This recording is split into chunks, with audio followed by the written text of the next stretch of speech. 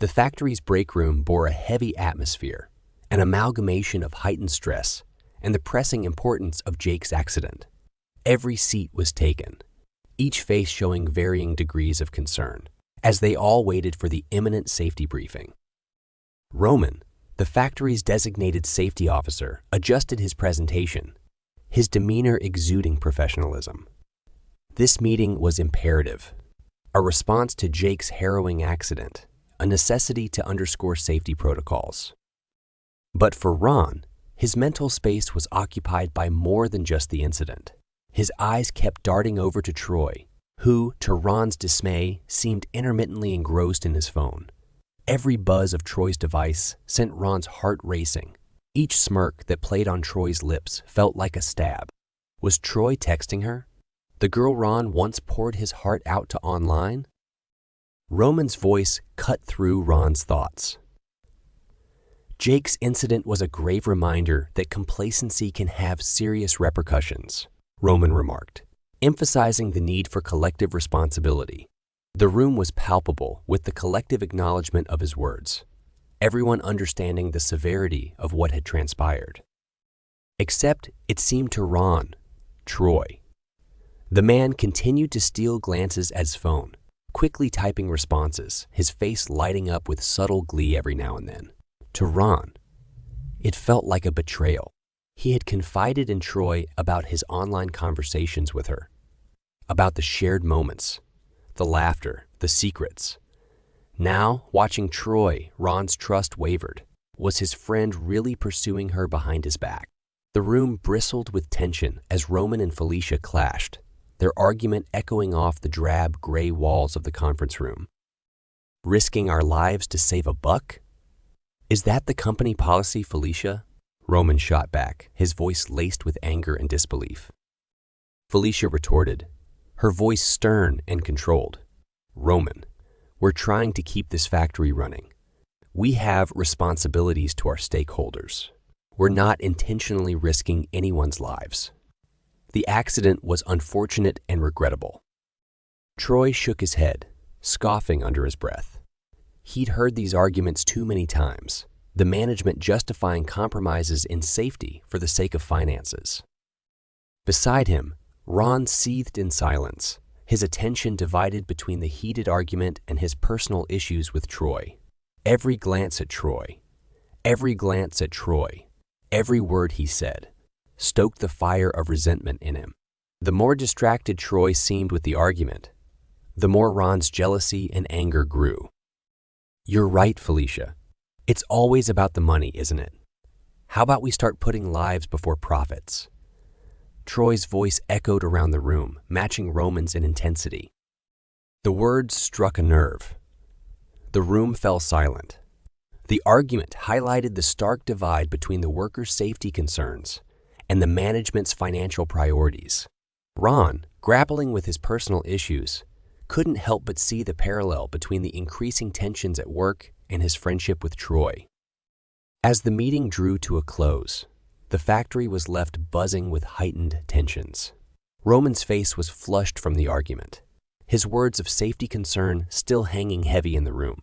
Felicia, for her part, wore a tight, strained smile, the cost-effective proposals she presented soured by Roman accusations. Workers shuffled out, their minds filled with a mix of fear, uncertainty, and anger over the revealed conflict between safety and management. And amongst them, Ron and Troy. Their personal tensions simmered beneath the surface, a mirror to the discord in the factory. Ron stole one more glance at Troy. His hands clenched into fists at his sides, a storm of emotions broiling inside him.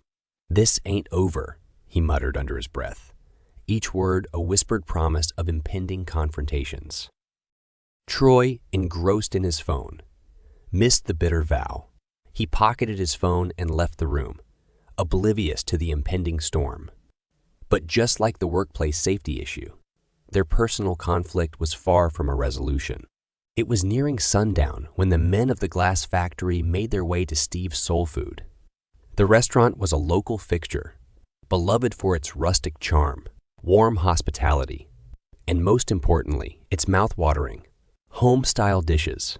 The warm glow from the hanging lights spilled onto the streets, beckoning the weary workers inside with the promise of comfort food and camaraderie after a long day.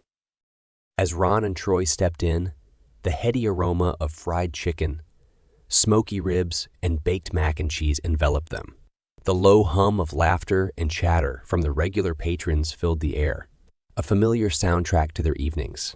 Pictures of Steve, the amiable owner, with various customers, adorned the walls, reinforcing the feeling of community that was the restaurant's signature. The men occupied their usual corner table, surrounded by worn wooden benches. Ron glanced at Troy, his brow furrowed. The normally welcoming ambiance of Steve's soul food did nothing to ease the storm brewing inside him. Today, their usual post-work ritual was primed for confrontation.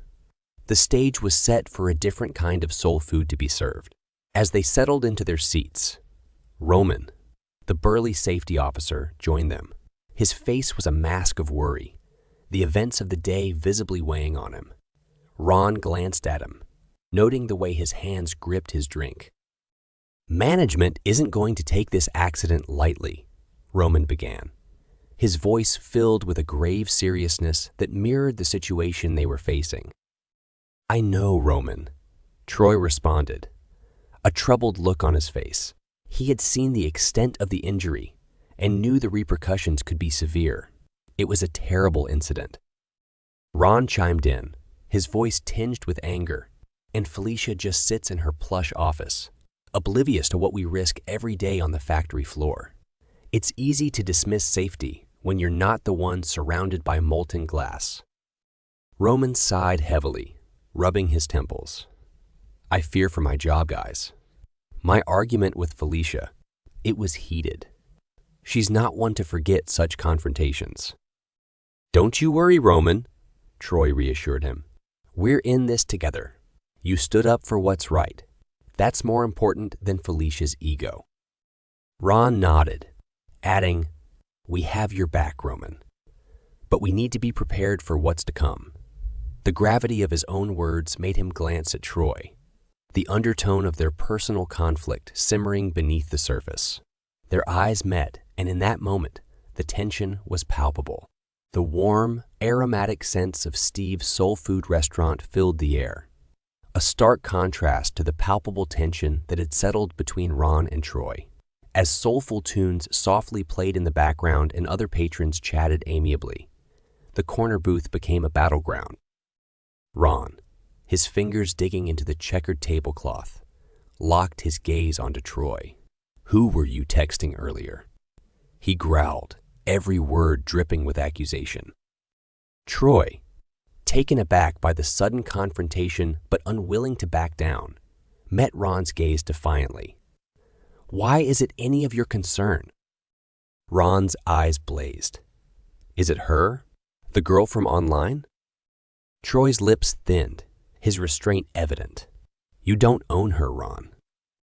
Ron's fist clenched, his anger boiling over. "You knew how much she meant to me, and you just swoop in behind my back." Troy's voice became dangerously low. "Maybe if you were honest with her, she wouldn't have felt the need to move on." The two men stared at each other, the weight of their history pressing down on them. The soulful ambiance of the restaurant became a mere backdrop to their intense standoff. As murmurs and glances from neighboring tables began to focus on them, the two realized the scene they were causing. Breathing heavily, Ron finally spoke, his voice cracking with emotion. "You are my friend." "Troy, how could you?" Troy looked away, struggling with his own feelings of guilt and anger. The evening had taken a turn neither had anticipated, changing the landscape of their friendship forever.